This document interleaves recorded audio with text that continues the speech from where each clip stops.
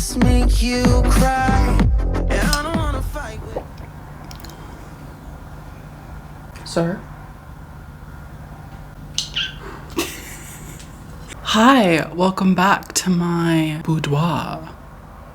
How's it going? How are you? Oh my gosh, it's been so long. How have you been? Today, we're gonna talk about the books I wanna read in November 2023. TM, trademark 2023. I have a big stack. I wanna just like talk about them with you and then leave. I wanna talk about these books with you, okay? Because it's almost the end of the year. Where the did it go? Do you remember when 2023 started? I do. It was literally like 2 days ago. I remember being a kid, being like, I can't wait to grow up. I can't wait. And then literally waiting. And now as an adult, I'm like, can we slow it down? Can we stop? There are some things I want to read before the end of the year, in this month specifically. First things first though, I'm the realist. Second things first, we have to start, of course, with my Patreon. Pick. For November. I was gonna try to do it for November. I don't think it works. November. No, it doesn't work. We have to talk about the Patreon pick. Patreon pick. Oh, that's nice. Listen, if you're not already on my page, maybe consider it. November is gonna be pretty cool. If I'm being honest with you, Tiffany, if you're ever gonna join the Patreon, it's November. First of all, let me just introduce the book that we're gonna be reading. Nestlings by Nat Cassidy. It's crazy. I don't have my copy yet. It's coming tomorrow. November is the time, okay, to get in on the Patreon. Because not only are we reading this beautiful, magnificent book, I'm also going to be doing a Patreon exclusive reading vlog. I need to chill out. Reading vlog. Patreon exclusive. No YouTube. It's not for YouTube, right? Like, so you, the public, not gonna get it. Only my little sheeps. You're like, oh my God, that's so good, Jordaline. What? That's crazy. November is the time, right? You're thinking that. Of course you are. What else would you be thinking? Also, November, we have none other than Nat Cassidy himself.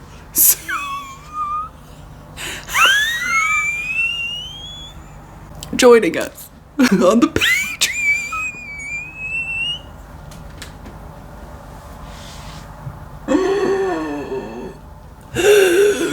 This might as well be National Nat Cassidy month, okay? Because that's what it is on my Patreon. My Patreon is just gonna be Nat Cassidy. It's gonna be stunning, and I cannot wait. I don't know what Nestlings is about, and I kind of like that. I kind of want to go into it like a little bit blind.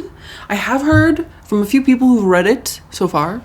People like it. Would I say that my expectations are higher than Mount Olympus? Yes. Honestly, I have faith that this book is going to be amazing, because there are people who say that it's better than Mary. I've heard that some people who didn't like Mary liked this. What does that mean though if I loved Mary? I'm trying not to think about it too much. I just want to go with my heart. If you're interested in joining the Patreon, check out the link in my description, okay? We do reading sprints. There's exclusive content. There's early access to content. We got people like Nat Cassidy showing up along with other people. Every month we have a new guest join the book club, and we have like a little discussion with them, and it's super fun. It's super great. I love my patrons. They are the creme de la creme, you know? They are the avocado to my toast, the milk to my cookie, the pearl to my clam. Is that where pearls are from? I don't know. Now you know what I'm gonna read for Patreon, and I'm so excited. Let's move on, shall we? I had this idea, and it's like crazy or whatever, but like, hear me out. I had this idea that maybe I would read Adam Neville's books for a reading vlog. Like, you know how I'm doing like the whole Darcy Coates reading vlog thing? I was like, who else could I, like, what other theme could I do? And I was like, Adam Neville. I have like 3 more of his books that I have not read. I'm adding these to my TBR. The Reddening, The Ritual, The House of Small Shadows. My only concern is that this book doesn't have an audiobook. And if you know me, you know that I'm an audiobook girly. I like a little audiobook. Lately, I've been cleaning my kitchen and listening to audiobooks. You know, call me crazy. I know, I'm wild. I'm just kooky. No one has ever said that about me. That's a bit of a concern for this book, but I've seen the movie never read the book. It's about like friends who go into a forest, and you know, Tiffany, how much I love a good, I was gonna say horror forest, a forest horror, forest horror. Why does it sound weird? Forest horror. I love a good forest horror. I think they're all dudes as well. And I think it's like some kind of like weird occult deity thing. I saw the movie years ago. Like years ago. It was a good movie. I liked it. But I never read the book. But I would be interested to read it because the movie was cool. This, from what I know, is like folk horror. But honestly, okay, can I be honest with you, Tiffany? Let me get closer, okay? I don't know exactly what folk horror is. Like, I don't want to sound like a dumb, like, I don't want to be a stupid bitch, but if I'm being honest with you, Tiffany, I don't really know what the that is. What the does folk horror mean? Is that just like Willie Nelson horror? Like, what the does it? I've never understood what it meant, but I just said it because I was like, yeah, that's what they say it is. So like, I'm just gonna like repeat it, hope everybody understands. Like, it seems like everybody knows what it is except for me. But this is folk horror. So fun. I think he has a few other books as well out that I have not read, that I don't own. So I might also check those out as well. Let me know in the comments. Please. Randomly chose this book because it's on my shelf and I literally forgot that I had it. And that's kind of like the theme for this month's TBR is like horror that I have, but like I never talk about it because I kind of forgot that it existed. Sister, Maiden, Monster by Lucy A. Snyder. This is honestly an ARC. I never actually bought a finished copy, but cover kind of freaks me out if I'm being honest with you. It's a bit freaky deaky.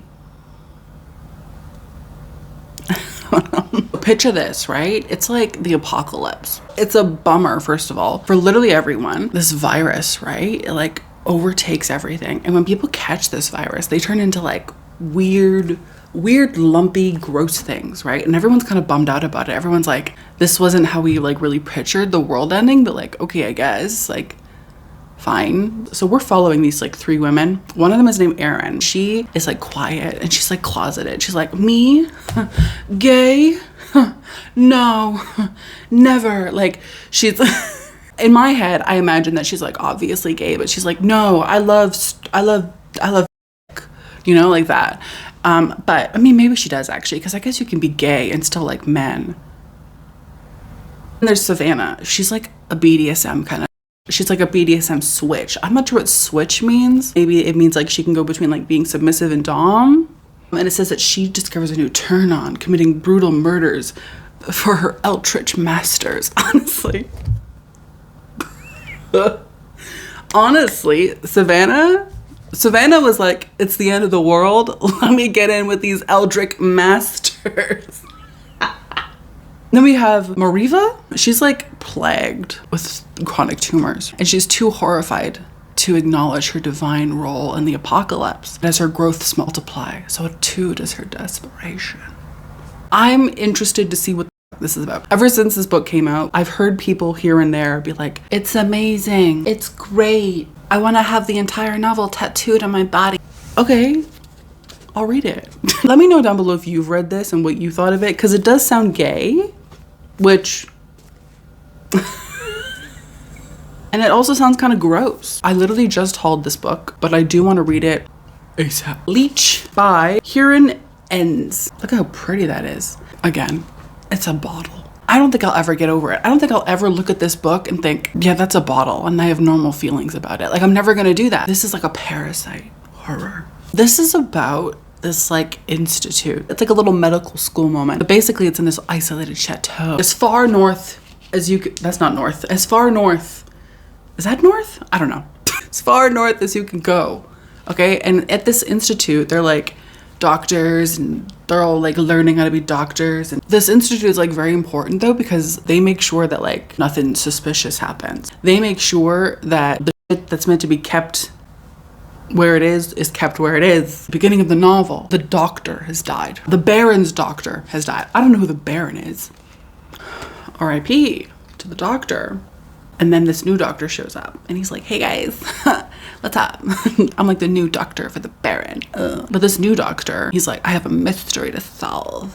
One of the bodies at this institute in the chateau has gone missing. From what I understand, the body is harboring some kind of like infection or parasite, and they don't want that thing out. They want to keep it where it is, locked up. The new doctor has to like figure it out. People say that this is horror, and I believe them. And I'm very excited to read it, to be honest. I've heard literally nothing but good things about it. I also have this book, which is 6 Rooms by Gemma Amor. I haven't spoken about this book in forever. It was gifted to me from my Amazon wish list. It was gifted to me from Jay. So thank you so much, Jay. Now I might actually get to reading it. Gemma Amor, by the way, can I just say, this is like a tiny little aside. Gemma Amor has the most gorgeous voice in the world. I think she does. Oh my God. I literally got choked up. I think she does audiobooks sometimes, and oh my God. Tiffany, I would love to tell you what this is about. I literally have no idea. The back of it does not have a synopsis. I'm assuming, and this is just assumption, this is like a haunted house / maybe like horror mystery kind of thing. It also kind of reminds me of Clue. Each chapter is titled after a room in a house. We're kind of going from POV to POV. I literally have no idea. But it's a very pretty book. There's also no audiobook for this. Thank you so much to Jay for sending it to me. I really appreciate it. More horror that I never talk about, Redder Days. This is like a cult kind of horror, I think. In this, we're following Anna and Adam. These two are twins, and they are doomsday preppers. They're preparing for the end of the world. They're dedicated to their craft of like preparing for the end of the world, because they're like, it's gonna happen any day now. Any day now, it's gonna happen. They'll literally take turns watching out. Anna will like stay awake during the day. Adam will like do like a night watch, and they'll only meet each other at dawn and dusk. The willpower, that's crazy. With them also is this guy named Cone. Cone used to be like their leader, but not so much anymore. Cone kind of gives me like the vibes, and I haven't read this, I don't know, but he gives me the vibes of like somebody who's like micromanagey, even though they have literally no right to be. Like, you know when you're working a job and your coworker who's like in the same level as you starts being like, do this, Susan, we're both getting paid the same. You have no seniority. Chill the fuck out. It's like that kind of vibe. That's the vibe I get from Cone. But things are kind of like thrown into the fire when like an old cult member shows up, like an old like doomsday member shows up and is like, I got tea. He shows up and is like, I got shit to say. And then Adam and Anna are like, the fuck, Cone? It literally says everything Anna and Adam had believed to be true is thrown into question. I'm assuming it's gonna be like a 3 versus 1 kind of situation, maybe. I've heard both good things and bad things, and I don't really know where to stand with it. So if you've read this, please let me know what you thought of it. Next, I have the 7 Visitations of Sydney Burgess. Like I said, bro, I'm talking about horror that I have not talked about in forever. But this, I think, is possession horror, if I'm not mistaken. This, of course, is about Sydney. Sydney has been working her ass off to have a normal life, have like a life that's fulfilling to her. Do you know what I mean? And she now feels like she has this. She has like a beautiful house. She's got a beautiful boyfriend. Her son is happy and healthy. Like, things are going great for Sydney. And then her house is like burglarized. Like, there's like a home intruder. So she's like traumatized. And it says that she wakes up in a hospital, tells a harrowing story of escape. Good for you, Sydney. Good for you. But then the cops are like, is this bitch for real? Like, what do you mean? The intruder still at your house. The intruder's still at your house because the intruder's dead. Because you killed the intruder. You killed him. What do you mean you just like ran away? Like, he's dead. What's that about, Sydney? As horrific memories of past addiction surface, an unnatural darkness starts whispering in her ear. It begins to change into something unimaginable, and the darkness has a terrible craving of its own. I think Sydney is possessed. Do you remember at the beginning of the year, January type shit, where I was like, this year, these are the books I'm gonna read and blah, blah, blah, blah. I don't think I've read any of them, to be honest with you, Tiffany, but there are a few little series that I'm kind of wanting to like reread one book and then read the next book kind of situation. And one of those happens to be the Atlas 6, and then also the Atlas paradox. But I want to reread the first one and then go into the second one. Is that crazy? It could be. I don't know. I'm not a scientist. I've been wanting to read the second book for a while. I just haven't gotten around to it. And I loved the first book. Like one of my favorite dark academia novels. In case you don't know, this is about this guy named Atlas. He like goes around, he's trying to find these students for his little academy type thing. He finds 6 people, the Atlas 6, to go to this academy because he's like, do you want to be powerful? You want to be on top or whatever? Like he's basically like Tyra Banks, but for like magic people and stuff. So they all go to this like academy thing and they're all like learning and enhancing their powers. But what they don't know is that for them to graduate, one of them has to die. I don't know what the sequel's about, but I can imagine that it's going to be also pretty crazy. There is a reading vlog actually where I read this. I will link it down below in case you're interested. This is crazy. Hear me out. It's a bit ridiculous, but hear me out. I also want to reread The Shadow of the Gods and then also finish reading The Hunger of the Gods. I read this one. Look at these annotations. Loved it. 2022, this was my shit. Got that far into it. And for some reason, I never finished it. So I want to go back and reread this and then go immediately into this. Because I said that I would. I was like, 2023, man, I'm going to read all of John Gwynn's books. So just look at these covers, dude. Like, have you ever seen anything more beautiful? I love them so much. I want them like tattooed on my body. This is like a high fantasy type of thing, following multiple people. But the main story is basically that in this world, gods have died. They were all like really, really petty and like super, super messy, like super messy. And everyone kind of hated them, but like everybody was like afraid of them. Everybody was like, they all suck, but also I'm trying to keep my head. Nobody fucked with the gods, but the gods fucked with each other. Even though like they were all siblings, they hated each other. Anyway, the gods basically just like Control-Alt-Deleted themselves. Now they're gone. And everybody's like, yay, no gods or whatever.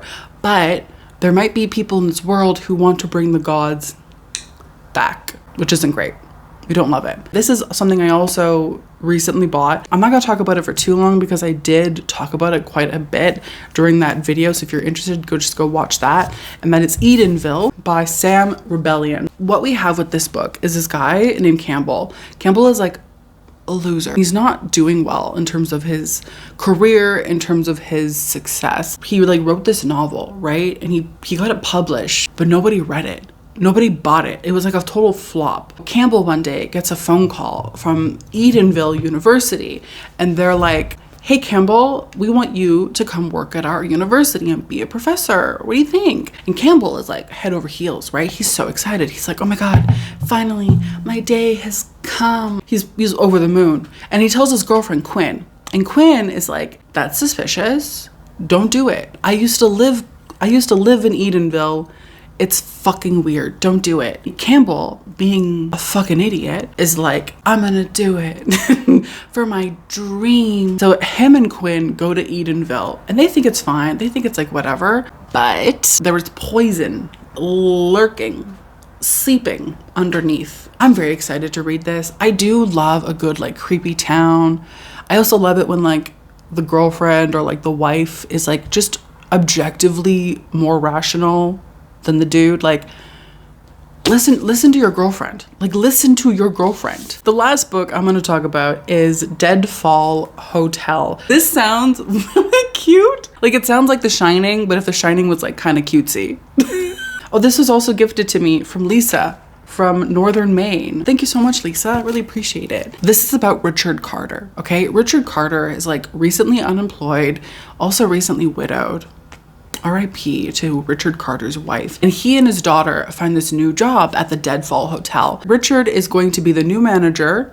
And when him and his daughter get there, they have this dude named Jacob like showing him around. He's like, this is the lobby. This is the elevator. These are the rooms or whatever. And it says Jacob, the caretaker, is there to show him the ropes, to tell him the many rules and traditions. But from the beginning, their new world haunts and transforms them. It's a terrible place. As the seasons pass, the supernatural and the sublime become part of life and a routine as a cup of morning coffee. And it's not safe by any means. Deadfall Hotel is where Richard and Serena will rebuild their life that was taken from them, if it doesn't kill them first. It sounds kind of cute, right? Like, oh my God, we're working in this like quirky hotel. It's like quirky and scary. I kind of love that. My friends, My family, my familia. Thank you so much. I hope you enjoyed it. Let me know down below if you're interested in reading any of these. If you've already read them, let me know what you think about them. Let me know if you want to see any like videos specifically about any of them. I'd love to know. I love it when you give me your input and your ideas. It means a lot to me. It really does, actually. It literally does, actually. Don't forget also to hit subscribe because we talk about spooky shit, talk about creepy shit, talk about the Deadfall Hotel, and being a sister, a maiden, and a monster, and shit. Thank you so much. I hope you have a wonderful day, and I will see you in my next one. Bye. Have a good night. Have a good day. Have a good morning. Goodbye. Bye. It was so good seeing you. Stay gorgeous. Stay beautiful. Eat and sleep a lot, okay? Bye. She's more than perfect, she's not the type to go play a part. She came and killed my whole life, and just like Mike Tyson, now I'm here seeing stars.